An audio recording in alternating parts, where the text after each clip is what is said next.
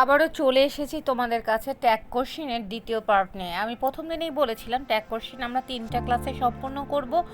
আজকে ট্যাগ কোশ্চেনের আমরা সেই সমস্ত নিয়ম নিয়ে আলোচনা করব যে সমস্ত নিয়মগুলো গতানুগতিক ধারা থেকে একটু বের হয়ে এসেছে। যেমন ধরো সেন্টেন্সের নট থেকেও নট না থেকেও কিভাবে সেন্টেন্সটা নেগেটিভ হচ্ছে এবং কিছু স্পেশাল নিয়ম নিয়ে আজকে আমরা ট্যাগ কোশ্চেন শুরু করতে যাচ্ছি। দেখো এখানে আমি যে ওয়ার্ডগুলো তোমাদের সামনে নিয়ে এসেছি, আমরা রুল 6-এ আছি আজকে। হার্ডলি, স্কার্সলি, বেরারলি এবং সেলডম। জেনারেলি আমরা জানি যে এই ওয়ার্ডসগুলো যদি সেন্টেন্সে বর্তমান থাকে সেই সেন্টেন্সগুলো আসলে নেগেটিভ অর্থ প্রদান করে। আমরা ট্যাগ কোশ্চেনে জেনেছি যে যদি স্টেটমেন্টটা নেগেটিভ হয় আনসার হবে অ্যাফার্মেটিভ, আর যদি স্টেটমেন্টটা নেগেটিভ হয় আনসার হবে অ্যাফার্মেটিভ, যেটা আমি বললাম, আর অ্যাফার্মেটিভ হলে সেটা হবে নেগেটিভ। দেখো আমরা কিছু উদাহরণ তোমাদের সামনে তুলে ধরেছি। Hasan hardly comes hair, does he? A barking dog seldom bites, does it? There were scarcely 20 people, were there? He barely supports me, does he? আমি কিন্তু এখানে সরাসরি কোনো নট ব্যবহার করতে পারিনি, কারণ আমি পূর্বেই বলেছি এই ওয়ার্ডসগুলো নেগেটিভ অর্থ প্রদান করে। আমরা এখানে টেন্স ওয়াইজ ডাজ ব্যবহার করেছি এবং ওয়ারও ব্যবহার করে তোমাদেরকে দেখেছি। দেখো এখানে একটা প্র্যাকটিস শিট চলে এসেছে। আমরা পূর্বের নিয়ম ফলো করে এই প্র্যাকটিস শিটটা সলভ করব। প্র্যাকটিস শিটে আমরা দেখতে পাচ্ছি হাসান হার্ডলি কামস হিয়ার।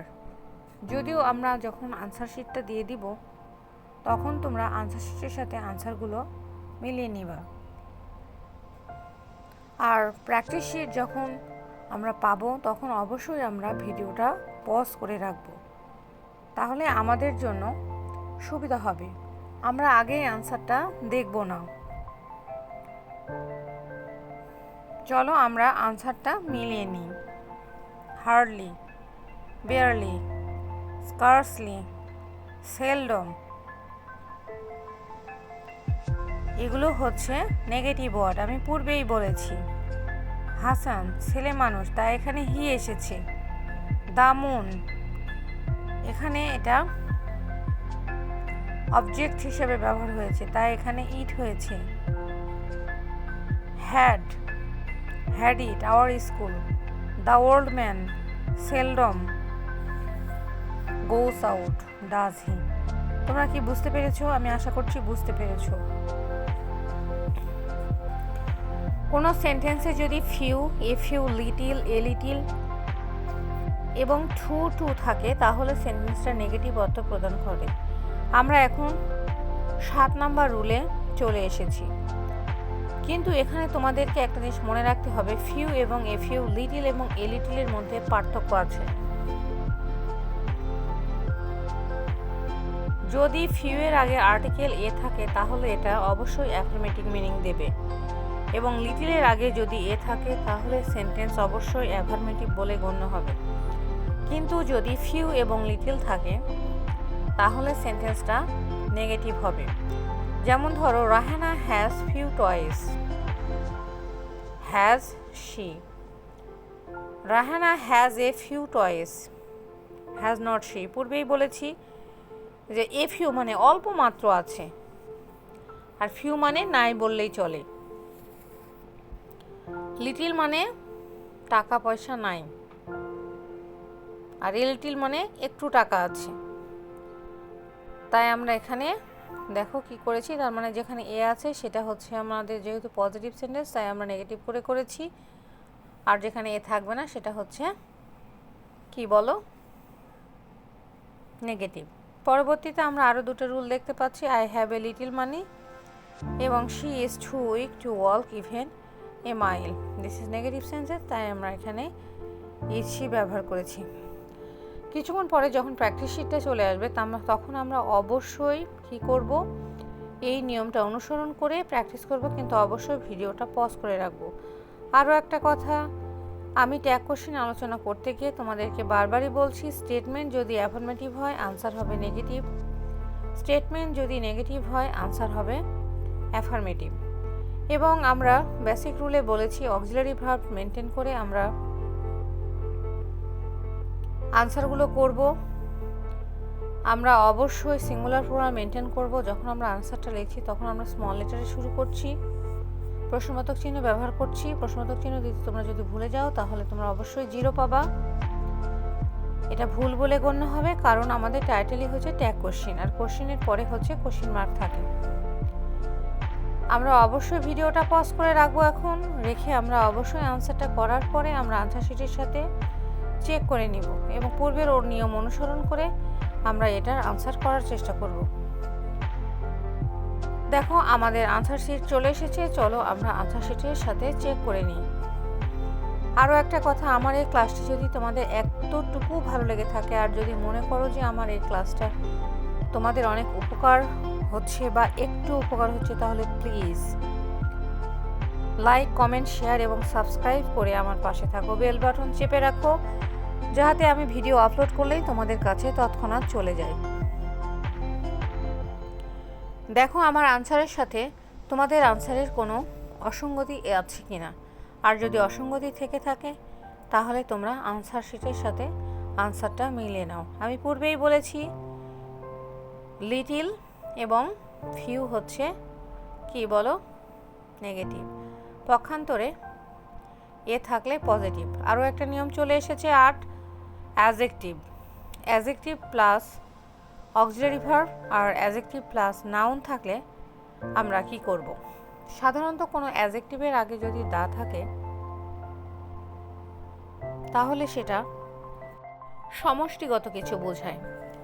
যেমন ধরো আমি বলছি এ পোর একটি গরিব লোক, কিন্তু আমি যখন বলবো দা পোর মানে এটা একটা ক্লাসকে বোঝাচ্ছে, শ্রেণীকে বোঝাচ্ছে, দ্যাটস মিন সেটা হচ্ছে কমন নাউন। সেটা হচ্ছে কমন নাউন। কমন নাউন কি? এটা একটা শ্রেণীকে বোঝায়। আমরা এরকমটা থাকলেও আমরা পূর্বের নিয়ম ফলো করেই ট্যাগ কোশ্চেনটা করার চেষ্টা করব। দ্য রিচ মাস্ট, এখানে কি হয়েছে দেখো, must and they. The rich man, the rich man, এখানে তো একজনকে বোঝাচ্ছে। অর্থাৎ অ্যাডজেক্টিভের পরে যদি নাউন থাকে সেটা কিন্তু সিঙ্গুলার হয়ে যাচ্ছে, মানে একজন স্পেসিফিক মানুষকে বোঝাচ্ছে। আর যদি অ্যাডজেক্টিভের পরে যদি নাউন না থাকে তাহলে সেটা কিন্তু টোটাল একটা শ্রেণীকে বোঝাচ্ছে, সেক্ষেত্রে কিন্তু আমরা দে ব্যবহার করছি। ঠিক আছে? দ্য আনফেড, এখানেও কিন্তু আমি সেটাই বোঝানোর চেষ্টা করেছি। তাহলে এখন তোমরা আমাকে বলো দ্য লেম গার্ল, এটা কি সিঙ্গুলার? সিঙ্গুলার কোনো ইস্যুকে বোঝাচ্ছে নাকি প্লুরাল কোনো ইস্যুকে বোঝাচ্ছে? দ্য ব্রেভ, এটা কি কোনো ক্লাসকে বোঝাচ্ছে, কোনো কমন একটা ফ্যাক্টরকে বোঝাচ্ছে?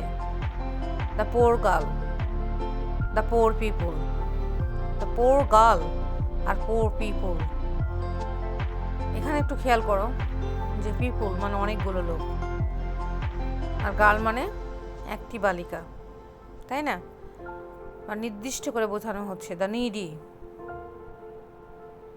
চলো আমরা আনসার শিট চলে এসেছে, আনসারের সাথে আমরা চেক আপ করে নিই।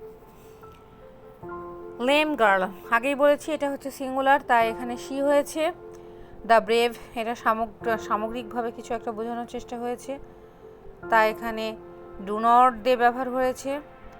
The poor girl is crying for food, এখানে সিঙ্গুলারভাবে কিছু নির্দিষ্ট করে বোঝানো হয়েছে, তাই এখানে শি হয়েছে। পোর পিপুল অনেকগুলো লোককে বোঝানো হয়েছে, তাই এখানে দে হয়েছে।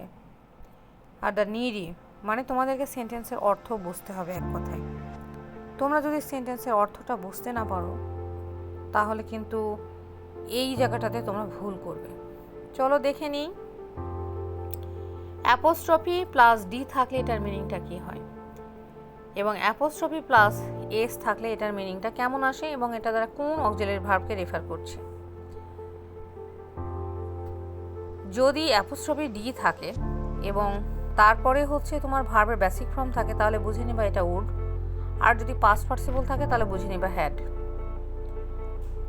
যথাক্রমে যদি এস থাকে, ইজের পরে যদি তোমার ভার্বের সাথে আইএনজি যুক্ত থাকে তাহলে বুঝে নেবে এটা কন্টিনিউয়াস। আর যদি এস এর পরে যদি ভার্বের পাস্ট ফর্ম থাকে বা পার্টিসিপল ফর্ম থাকে তাহলে ধরে নেবা এটা হ্যাজ। তাহলে চলো দেখে নিই, আমাদের প্র্যাকটিস শিট চলে এসেছে। এখানে আমরা কিভাবে আনসারটা করব।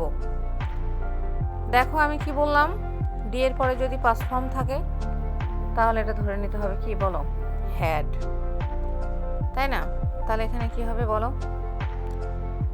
ডি এর পরে যদি বেসিক ফর্ম থাকে তাহলে ধরে নিতে হবে এটা উড, অর্থাৎ মডেল ভার্ব। যদি এস এর পরে যদি আইএনজি যুক্ত থাকে কন্টিনিউয়াস, এস এর পরে যদি পার্টিসিপল ফর্ম থাকে তাহলে ধরে নিতে হবে এটা হ্যাজ। তাহলে এখন তোমরা আমাকে বলো যে এটার আনসারটা কি হবে, কে বলতে পারবে? আমাদের আনসার শিট চলে আসবে, আনসার শিট চলে আসলে আমরা আনসারগুলো চেক করে নেব। দেখো তো তোমাদের আনসারগুলো ঠিক আছে কিনা। প্রথমটার আনসার হচ্ছে হ্যাডন্ট উই, পরেরটার আনসার হচ্ছে hadn't I, isn't he, hasn't she এবং ওডেন্ট আই। আসলে এটা কিন্তু তোমার বেসিক্যালি মূল ভার্ব দেখে বুঝতে হবে যে অ্যাপোস্ট্রফি প্লাস ডি এবং অ্যাপোস্ট্রফি প্লাস এস মানে আসলে কি বোঝাচ্ছে। মাই ডিয়ার, আমি প্রথমেই বলেছি আজকে ট্যাগ কোশ্চেনে আমরা কিছু ব্যতিক্রম এবং স্পেশাল নিয়ম নিয়ে কথা বলবো। আমরা চলে এসেছি রুল নাম্বার 10-এ। রুল নাম্বার 10-এ যেটা বলছে দেখো, আর্টিকেল প্লাস নাউন, এবং সেটা নাউন তো হয় কিন্তু এটা দ্বারা কি বোঝাচ্ছে, the baby cries, the mother rose in her, there lived a king, there is no cloud.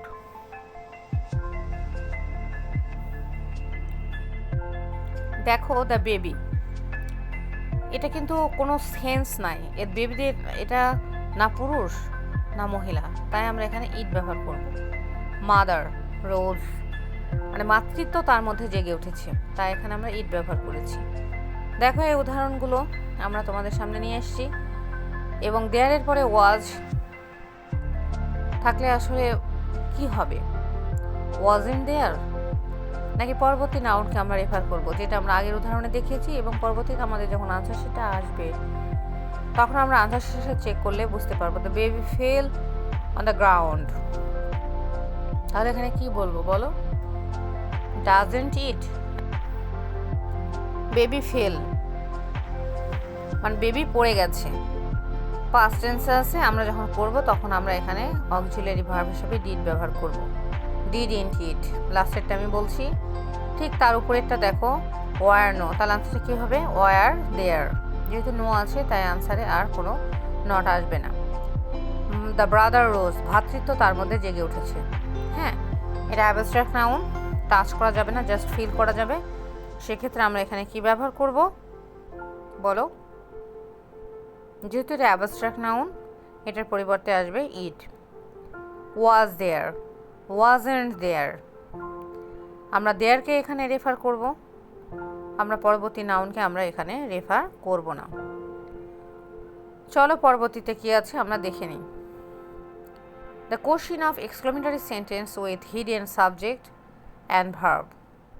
আচ্ছা, অনেক সময় দেখা যায় এরকম থাকে, what a pity, what a great, what a tragedy, এরকম কিন্তু থাকে। তো সেক্ষেত্রে এখানে কি সাবজেক্ট নাই, সাবজেক্ট ছাড়াই কি সেন্টেন্সটা গঠন হয়েছে, সাবজেক্ট ছাড়া আমরা কিভাবে ট্যাগ কোশ্চেন করব। আবার এখানে তো কোনো অক্সিলারি ভার্বও নাই, এক্সক্লেমেটরি চিহ্ন দেওয়া আছে, তাহলে এটা কি ট্যাগ কোশ্চেন হবে? তখন স্বভাবত কি তোমরা নিজেদেরকে প্রশ্ন করবা বা দ্বিতীয়ত টিচারকে বলবা যে স্যার এটা ভুল আছে? না, একটা স্পেশাল নিয়মে পড়েছে, চলো দেখে নিই। What a full, aren't you, isn't he, isn't she, aren't I, সবগুলো এখানে গ্যারান্টেড হবে। ঠিক আছে, what a full, aren't you, ঠিক আছে। দেখো কোয়াইট ইজি, এটা অ্যাকচুয়ালি তোমাকে স্টেটমেন্টটাই বলে দিবে, পূর্বের স্টেটমেন্টটা বলে দিবে যে আসলে সিঙ্গুলার হবে নাকি ফুলার হবে নাকি ইউ হবে নাকি হি হবে নাকি আই হবে। পূর্বের স্টেটমেন্ট থেকেই তুমি সাবজেক্টটা পেয়ে যাবে এবং পূর্বের স্টেটমেন্ট থেকেই তুমি ভার্বের পজিশনে পেয়ে যাবে। ঠিক আছে? Who cares, do they. This is Hasan, isn't it বা ইজেন্ট কি বলো, he. That is Samira, isn't she. This, that, those, this এগুলো থাকলে আমরা আসলে কি করব? সিঙ্গুলার হলে আমরা ইট ব্যবহার করব, প্লুরাল ফর্ম হলে আমরা দে ব্যবহার করব। যেমন দিস এবং দোজ মানে প্লুরাল ফর্ম, তাই আমরা এখানে দে ব্যবহার করেছি এবং প্লুরালের সাথে আমরা সেভাবে আমরা ভার্বটা ব্যবহার করব। হু কেয়ার্স, এটা কিন্তু অনেক পরীক্ষাতে এসে থাকে, বিশেষ করে যেগুলো চাকরির পরীক্ষা সেগুলোতে কিন্তু এসে থাকে। আচ্ছা, তারপরে দেখো পরের রুলে কি আছে। প্রোনাউন থাকলে, মোর দ্যান প্রোনাউন একই সেন্টেন্সে থাকলে আমরা কি করব? আই, ইউ, হি যদি একসাথে থাকে তাহলে আমরা কি লিখব? আই থাকলে আমরা উই লিখব, উই থাকলেও আমরা উই লিখব। কিন্তু যদি আই আর ইউ একসাথে থাকে তাহলে কি লিখব? এটাতেও আমরা উই লিখব। ঠিক আছে? কিন্তু হি অর্থাৎ থার্ড পারসন এবং সেকেন্ড পারসন থাকলে আমরা সেকেন্ড পারসন লিখব এবং দুটোই যদি থার্ড পারসন থাকলে আমরা তাহলে দে লিখব। তাহলে দেখো ফার্স্ট পারসন, সেকেন্ড পারসন এবং থার্ড পারসন থাকলেও আমরা কি লিখছি? উই লিখছি। ঠিক আছে? আমরা এটা ক্লিয়ার করলাম। এবং দেখো কিছু কিছু ভার্ব আছে যে ভার্বগুলো তিনটা ফর্মে এক, আসলে বোঝা যায় না যে এটা প্রেজেন্ট টেন্স না পাস্ট টেন্স না পার্টিসিপল ফর্মে আছে। পার্টিসিপল অনেক সময় বোঝা যায় কারণ অক্সিলারি ভার্ব থাকে, কিন্তু প্রেজেন্ট টেন্স আর পাস্ট টেন্সে অনেক ঝামেলা হয়ে যায়। এটা সেন্টেন্স দেখে তোমাদেরকে বুঝে নিতে হবে যে কোনটা প্রেজেন্ট টেন্স আছে আর এবং কোনটা পাস্ট টেন্স আছে। যেমন হি, হি এর পরে যদি ফুড থাকে, যদি প্রেজেন্ট টেন্স হতো এখানে কিন্তু এস বাই এস থাকতো, তার মানে এটা পাস্ট টেন্সে আছে। ঠিক আছে? তবে ফার্স্ট পারসন এবং সেকেন্ড পারসনের সাথে যদি থাকে তোমরা যে আনসারটা লিখবে সেটাই কারেক্ট হবে। কিংবা যদি সেন্টেন্সের আগে পিছিয়ে কোনো সেন্টেন্স থাকে যেটা পরের সেন্টেন্সকে টার্গেট করছে, সেক্ষেত্রে তোমরা সেভাবে আনসারটা লিখবা। চলো দেখে নিই, পরেরটা চলে এসছে 15 নম্বর rule. The moon shines, the moon shines. আচ্ছা, তাহলে এটা কী হবে? ডাজেন্ট ইট অথবা she. The Padma flows, doesn't it অথবা শি আমরা লিখব। ঠিক আছে? আচ্ছা, এটা কেন লিখবো, কীভাবে লিখবো সেটা আমাদের একটু ব্যাখ্যাতে একটু ক্লিয়ার করতে হবে। দ্য মুন শাইন আজ, ডাজেন্ট ইট আমরা অবশ্যই লিখব। এবং পরবর্তী সেন্টেন্সে দেখো হার রেফার করা আছে, যদি হার থাকে তাহলে আমাদেরকে তো বুঝতেই হবে যে এটাকে আমরা স্ত্রী হিসাবে কাউন্ট করছি, তাহলে সেক্ষেত্রে আমরা শি লিখব। ঠিক আছে? পরবর্তী সেন্টেন্স দেখি, the Padma is a big river. এখানে কিন্তু সেরকম হি শি কিছুই বলা নেই, তাই আমরা এখানে ইট লিখছি। যদি হি উল্লেখ থাকে তাহলে আমরা অবশ্যই সেন্টেন্সে যদি হি দ্বারা তার কোনো চার্মনেসকে বোঝানো হয় বা তার কোনো কোয়ালিটিকে ডিগনিফাই করা হয় সেক্ষেত্রে আমরা শি লিখব। তোমরা কি বুঝতে পেরেছো? আমি আশা করছি কোথায় তোমরা ইট লিখবে আর কোথায় শি লিখবে তোমরা এটা ক্লিয়ার হতে পেরেছো। তবে সব জায়গাতে ইট, সব জায়গাতে শি লিখলে কিন্তু হবে না, সেটা আমি এখানে উদাহরণের সাহায্যে বোঝানোর চেষ্টা করেছি। সেন্টেন্সে রেফার থাকতে হবে যে এটা কোনো স্ত্রীবাচক কোনো সিচুয়েশানকে রেফার করছে কিনা। তো আজকে এই পর্যন্ত অনেক সাবস্ক্রাইব করে অবশ্যই